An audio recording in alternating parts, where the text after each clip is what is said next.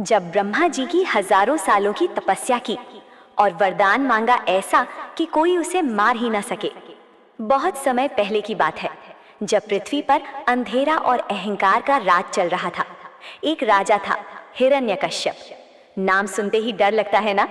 वो इतना शक्तिशाली था कि देवता भी उससे कांपते थे। उसने ब्रह्मा जी की हजारों सालों की तपस्या की और वरदान मांगा ऐसा कि कोई उसे मार ही ना सके। ब्रह्मा जी ने वरदान दिया, न दिन में मरोगे न रात में, न घर के अंदर न बाहर, न मनुष्य से न पशु से, न अस्त्र से न शस्त्र से, न पृथ्वी पर न आकाश में। वरदान मिलते ही हिरण्यकश्यप का अहंकार आसमान छू गया। वो चिल्लाया, अब मैं ही ईश्वर हूँ, सारे संसार में मेरी पूजा होगी। जो विष्णु या किसी और का नाम लेगा उसकी मौत निश्चित। लेकिन घर में ही एक छोटी सी आवाज गूंज रही थी, नारायण नारायण। वो आवाज थी उसके छोटे बेटे प्रहलाद की। प्रहलाद अभी छोटा था, मासूम था, लेकिन उसके दिल में भगवान विष्णु बस चुके थे। वो दिन रात बस नारायण का नाम जपता, पिता के आदेश की परवाह नहीं करता। हिरण्यकश्यप को गुस्सा आया, मेरा बेटा मुझे ईश्वर क्यों नहीं मानता। उसने प्रहलाद को मारने के सारे तरीके आजमाए, पहाड़ की चोटी से फेंकवाया। प्रहलाद नीचे गिरे ही नहीं, विष्णु ने पकड़ लिया। जहर पिलाया, जहर अमृत बन गया। सांप छोड़े, सांप फूल बन गए। हाथियों से कुचलवाया, हाथी पीछे हट गए। हर बार प्रहलाद मुस्कुराते हुए बोले, पिताजी भगवान सब देख रहे हैं।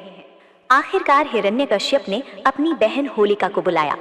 होलिका को एक खास वरदान था, अग्नि उसे कभी नहीं जला सकती। हिरण्यकश्यप ने कहा, बहन तू प्रहलाद को गोद में लेकर जलती चिता पर बैठ जा, तू बच जाएगी और ये बेटा जलकर राख हो जाएगा। होलिका ने हामी भरी।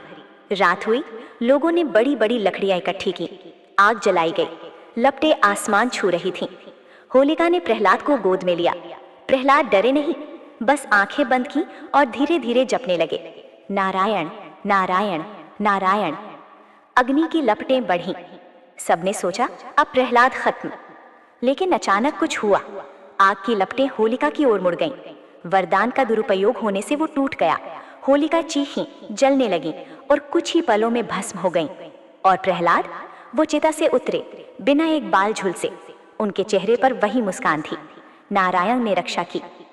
उसी रात से फाल्गुन पूर्णिमा की पूर्व संध्या को होलिका दहन किया जाता है।